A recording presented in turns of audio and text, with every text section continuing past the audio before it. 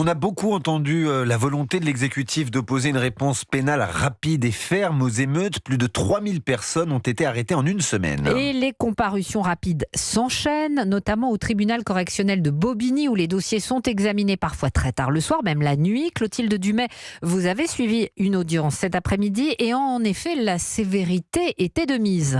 Oui, à la sortie d'une salle d'audience, une avocate un peu désabusée me le dit très clairement, hein, personne ne prend moins de 6 mois de prison. Cette avocate, elle vient de défendre un homme âgé de 30 ans avec une situation un peu particulière puisqu'il est handicapé psychomoteur à 80%. Il n'a pas toute sa tête, me confirment ses parents, en attendant fébrilement la décision des juges. C'est la première fois qu'il se retrouve dans cette situation. Leur fils n'a pas de casier judiciaire. Il comparaît devant le tribunal pour un feu de poubelle. Ses propos sont un peu confus. Il dit avoir fait ça pour Naël et aussi parce qu'il est handicapé. Mais la procureure de la République estime que c'est une défense un peu basique. Elle requiert 12 mois d'emprisonnement, dont 6 avec sursis.